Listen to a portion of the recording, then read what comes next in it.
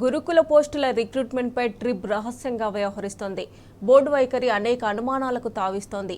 కనీసం general ranking లిస్టును ప్రకటించకపోవడాన్ని అభ్యర్థులు అనుమానిస్తున్నారు. ఎవరికి గోడు వెళ్లబోసుకోవాలో తెలియక సతమతమవుతున్నారు. ట్రిబ్ వైఖరిపై అసంతృప్తిని వ్యక్తం చేస్తూ కోర్టును ఆశ్రయిస్తున్నారు.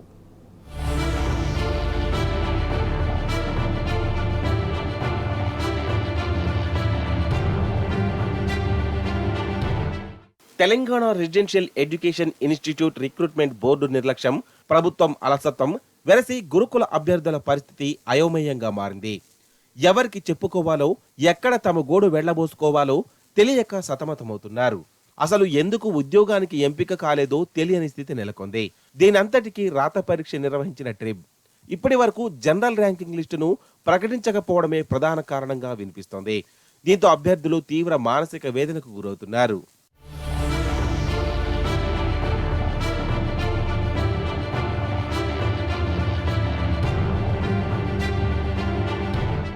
రాష్ట్ర వ్యాప్తంగా ఎస్సీ, ఎస్టీ, మైనారిటీ, బీసీ గురుకులాల్లో 9 కేటగిరీల్లో మొత్తంగా 9,210 పోస్టులు భర్తీకి నోటిఫికేషన్ జారీ చేసిన ట్రిబ్ వీటిలో 8,708 పోస్టులకు ఫలితాలను ప్రకటించింది. 8,304 పోస్టులను భర్తీ చేసింది. ఎంపికైన అభ్యర్థులను ఆయా సొసైటీలకు అలాట్ చేస్తూ నియామక పత్రాలను అందజేసింది. ఇది జరిగి 3 నెలలు దాటినా జీఆర్ఎల్ను మాత్రం వెల్లడించలేదు. ఈ దశలో తాము ఎక్కడ ఎలాంటి పొరపాట్లు చేశామో, ఏ కారణంగా ఉద్యోగం దక్కలేదో తెలియక ఎందరో అభ్యర్థులు మదన పడుతున్నారు. జీఆర్ఎల్ను ప్రకటించాలని ట్రిబ్ కోరుతున్నా ఎక్కడా ఎప్పుడూ లేని విధంగా మొత్తం నియామక ప్రక్రియ పూర్తయ్యే వరకు ప్రకటించబోమని ట్రిబ్ తేల్చి చెప్తోంది. ఇది అభ్యర్థుల్లో అనుమానాలకు తావిస్తోంది. గత 2018, 2019లో జీఆర్ఎల్ను ప్రకటించిన ట్రిబ్ ప్రస్తుత రిక్రూట్మెంట్లో ఎందుకు పాటించడం లేదని అభ్యర్థులు అభ్యంతరం వ్యక్తం చేస్తున్నారు.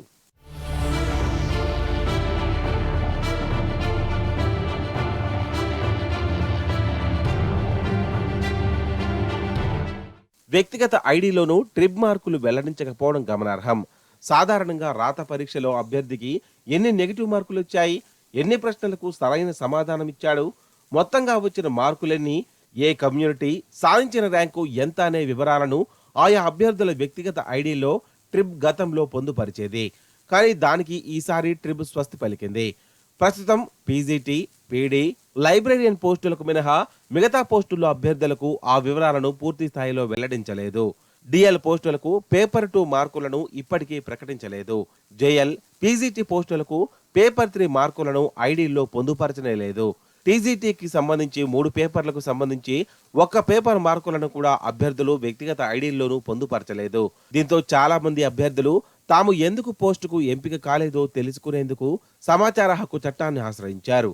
ఆయా పోస్టులకు సంబంధించిన కట్ ఆఫ్ మార్కులు, రూల్ ఆఫ్ రిజర్వేషన్ ఎలా పాటించారు, సర్టిఫికేట్ల వెరిఫికేషన్ లో ఏ అంశాలను పరిగణలోకి తీసుకున్నారనే సమాచారం కోరుతూ ఆర్టీఐకి దరఖాస్తు చేసుకున్నారు.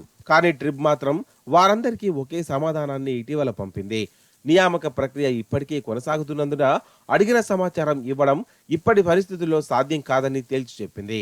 ప్రక్రియ మొత్తం పూర్తయ్యాక వివరాలను బోర్డు సైట్లోనే పెడతామంది. ట్రిబ్ వైఖరిపై అభ్యర్థులు అసంతృప్తి వ్యక్తం చేస్తున్నారు.